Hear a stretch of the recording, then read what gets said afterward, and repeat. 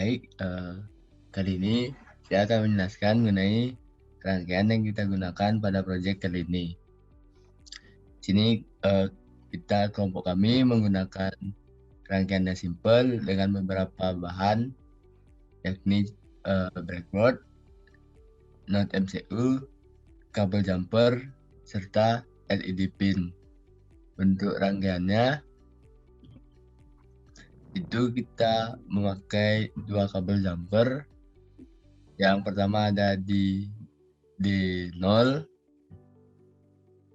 dan yang kedua dari ground yang disambungkan ke LED pin pada di sebelah sini. Sekian untuk rangkaian yang akan digunakan pada proyek kali ini. Akan melanjutkan dengan codingannya.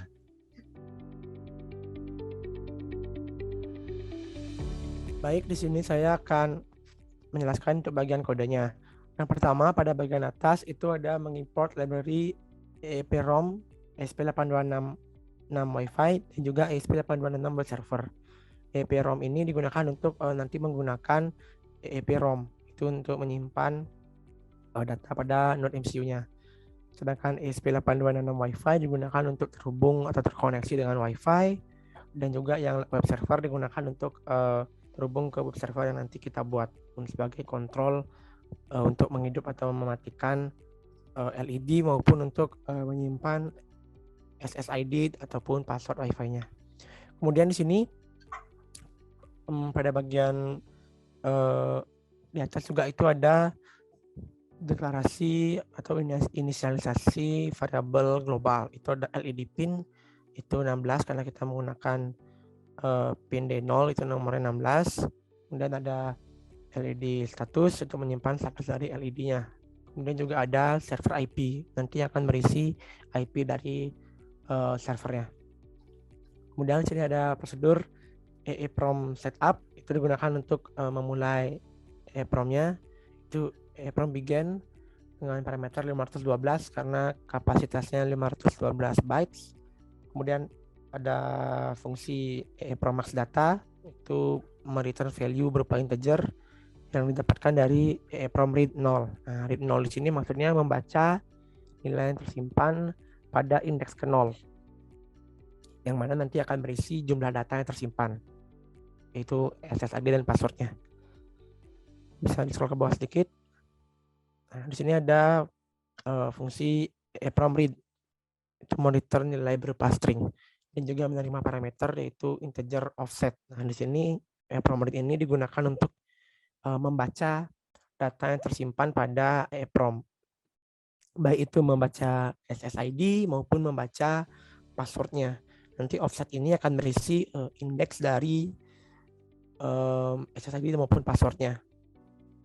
Nah, di sini nanti akan ada suatu loop yaitu for yang akan digunakan untuk membaca data. Nanti dia akan melooping sampai sebanyak jumlah atau panjang dari datanya. Misalnya yang pertama itu SSID, dia akan pertama mengakses indeks yang berisi panjang dari SSID-nya, kemudian akan melakukan looping sebanyak panjang dari SSID tersebut, sehingga nanti keseluruhan dari SSID-nya itu akan terbaca. Begitu pula dengan passwordnya. Nanti akan membaca indeks yang berisi panjang passwordnya terlebih dahulu, kemudian akan di looping sebanyak panjang password tersebut, sehingga nanti semua passwordnya juga akan terbaca atau didapatkan. Lanjut di bawahnya itu ada prosedur EEPROM read data. Nah, di sini kurang lebih sama seperti yang read, hanya saja di sini digunakan untuk menyimpan datanya. Nah, di sini parameternya ada dua, yaitu array of string itu ada data, dan juga ada integer 6 data. Nah, di sini array data ini berisi data yang akan disimpan, yaitu SSID dan password.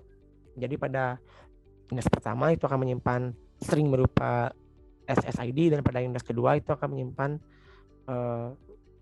string yang berisi password.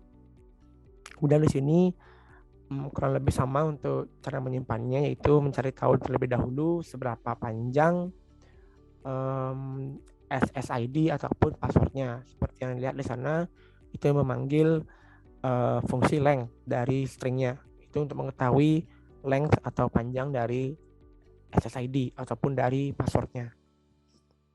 Kemudian akan di write karakter per karakter atau huruf per huruf hingga sesuai dengan panjang SSID dan juga panjang passwordnya. Dan di akhir di loopingan itu ada EEPROM commit, itu untuk commit hasil yang sudah di write. Jadi untuk memastikan hasil tersebut atau mengcommit istilahnya. Kemudian bisa di scroll. Kemudian masuk ke bagian setup. Pada bagian setup ini pertama itu menyeting variabel trigger count sama dengan 0. Trigger count ini akan menjadi counter berapa kali mencoba untuk koneksi ke WiFi. Kemudian ada serial begin, ini untuk nanti bisa menggunakan serial monitornya supaya bisa memonitor hasil kodenya sudah sampai mana atau mengecek kodenya.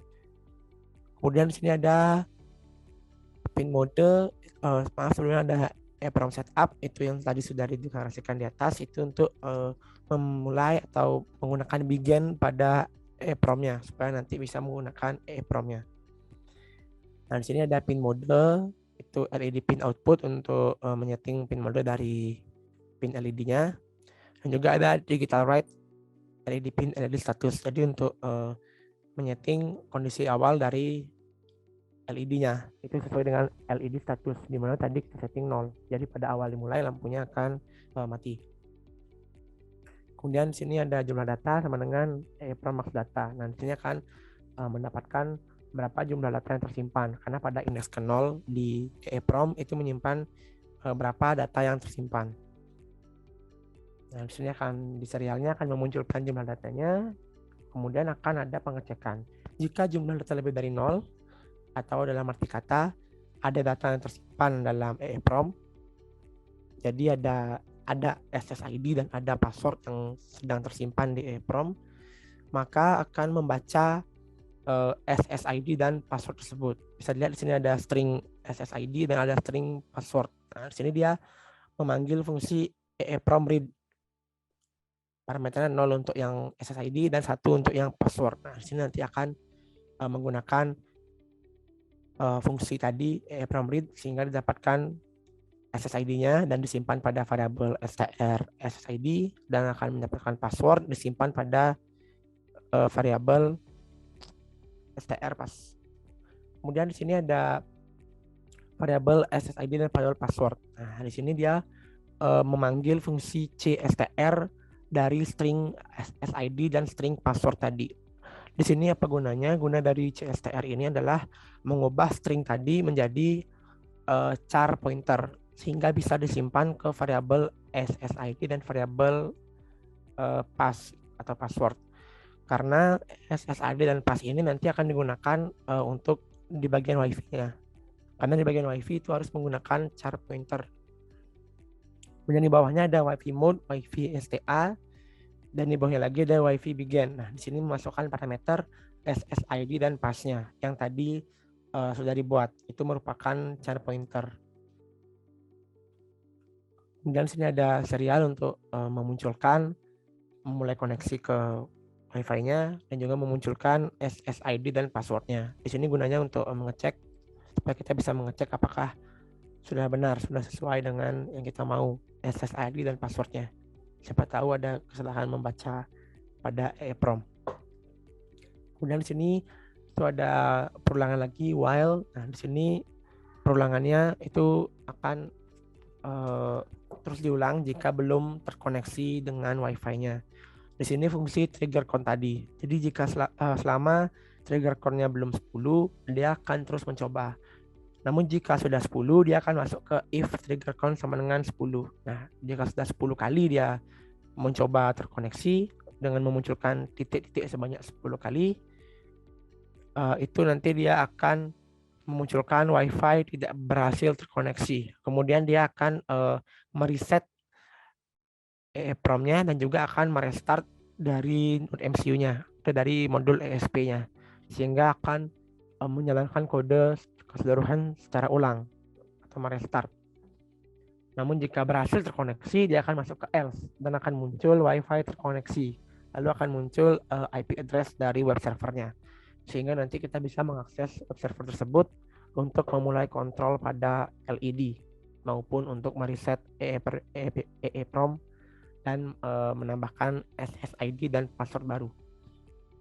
Kemudian lanjut bagian bawah bisa di scroll. Nah, di sini ada bagian else. Else ini itu tadi pasangannya dengan if yang mengecek jumlah data lebih dari 0. Nah, jadi else ini akan berjalan jika jumlah datanya itu kurang dari 0 atau sama dengan 0. Jumlah data itu akan sama dengan 0 jika tidak ada data yang tersimpan pada EEPROM-nya. Jadi belum ada SSID dan password. Dan jika belum ada, dia akan menggunakan Wi-Fi dari ESP8266-nya. Jadi akan menggunakan server sehingga nanti kita bisa memasukkan SSID dan passwordnya di sana. Kita di sini menggunakan soft AP, itu menggunakan AP SSID dan AP password, yaitu ESP8266 Wi-Fi dan passwordnya 123456789. Dan di sini akan muncul serial untuk menampilkan ke serial monitor, itu konfigurasi Wi-Fi, kemudian ada SSID dan passwordnya, kemudian nanti akan memunculkan server IP-nya atau IP dari server atau IP dari access point-nya. Nah, nanti server IP ini akan kita akses di browser untuk bisa memasukkan SSID dan password yang akan kita gunakan sebagai Wi-Fi pada proses sebelumnya. Dan bisa lanjut ke bawah. Untuk bagian loop-nya itu hanya memunculkan handle client atau web server yang tadi yang sudah diatur. Nah, kemudian pada bagian bawah loop ini itu sampai ke bawah nanti itu hanya akan berisi prosedur dari web servernya. Yang pertama itu adalah handle web utama. Jadi handle web utama ini akan memunculkan web pada bagian utama, yaitu pada bagian kontrol untuk turn on dan turn off maupun untuk button untuk mereset dari EEPROM-nya. Bisa lihat di sini ada string button dan string button reset. String button ini akan berisi turn off dan turn on-nya, sedangkan button reset ini akan berisi button untuk mereset EEPROM-nya. Selanjutnya ke bawah. Kemudian sini ada bisa lanjutkan bawah.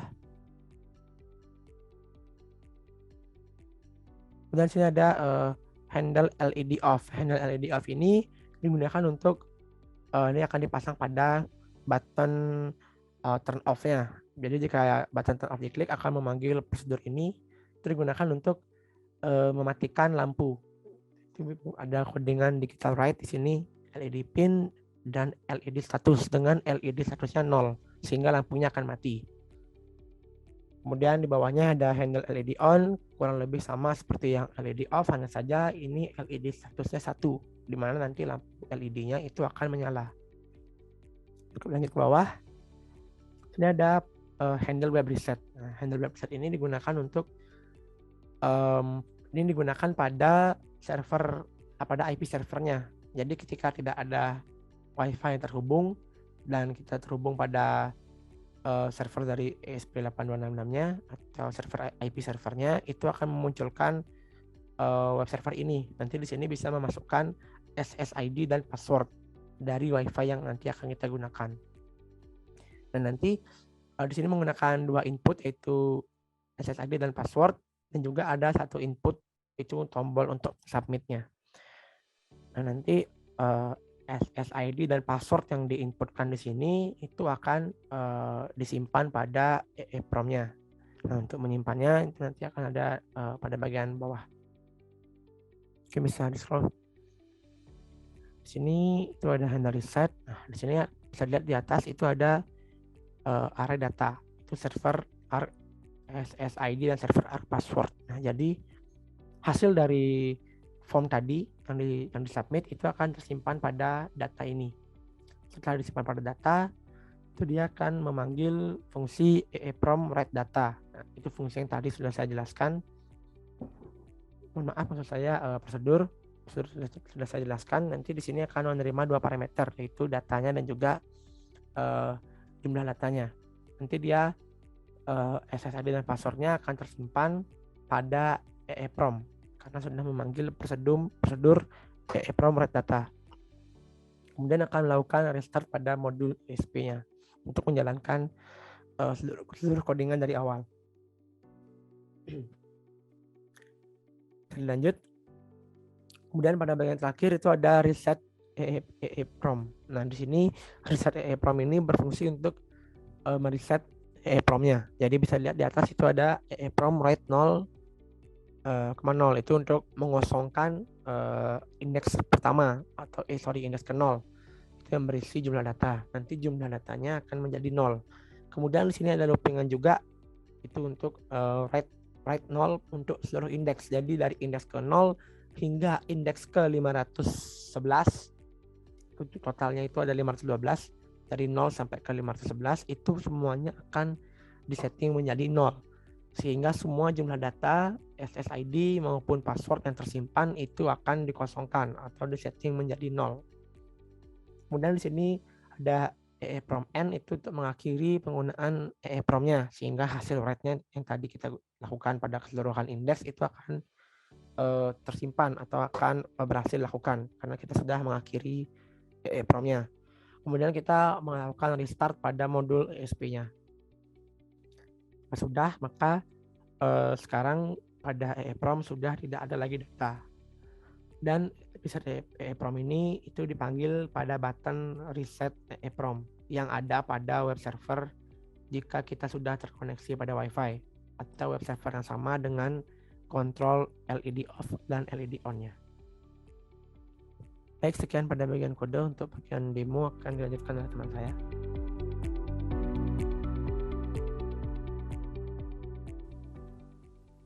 Baik, pada demo kali ini yang pertama harus dilakukan adalah melakukan compile atau upload dari kode yang telah kita buat menuju ke NodeMCU. Oke, tunggu hingga proses compiling scratch-nya selesai dan juga proses upload-nya selesai.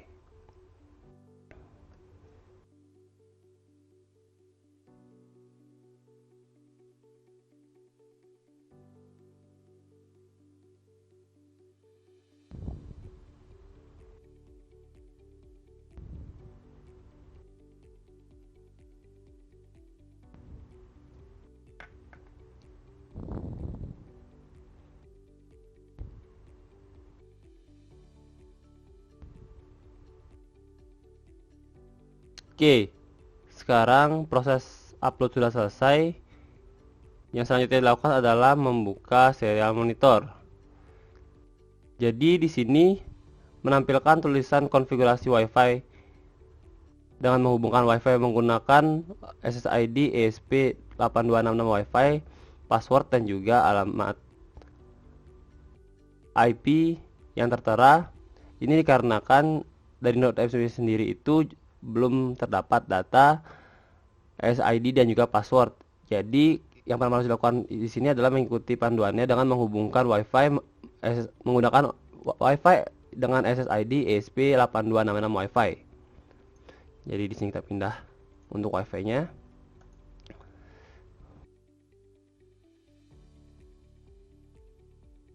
Karena di sini saya sudah memasukkan password sebelumnya, jadi dia tidak menampilkan passwordnya lagi. Tetapi password yang digunakan itu adalah password yang tampil di sini. Berikutnya, di sini kita masukkan untuk alamat IP-nya ke web browser.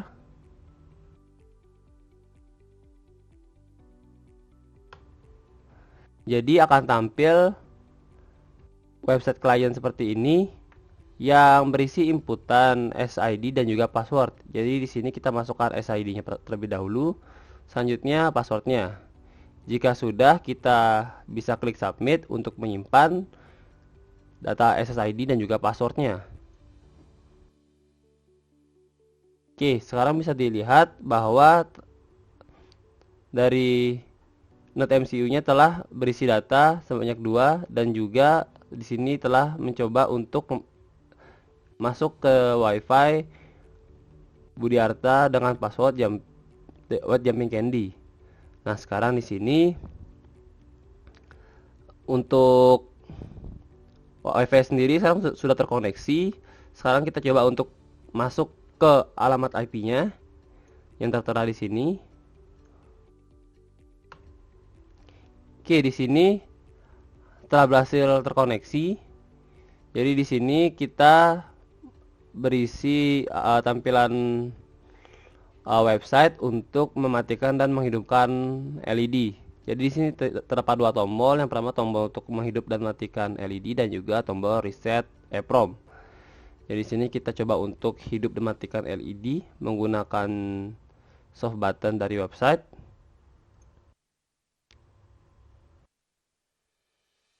Dalam kondisi LED off, sekarang sudah on. Sekarang kita offin lagi. Kita matikan LED-nya. Oke, berhasil dimatikan. Sekarang kita coba untuk melakukan reset EEPROM. Jadi ketika tombol reset EEPROM ini dilakukan pada serial monitor, jumlah data akan di reset kembali menjadi 0, sehingga akan tampil kembali konfigurasi WiFi dan menghubungkan ke WiFi ESP8266 WiFi. Berikut saya demokan ketika menekan tombol reset EEPROM.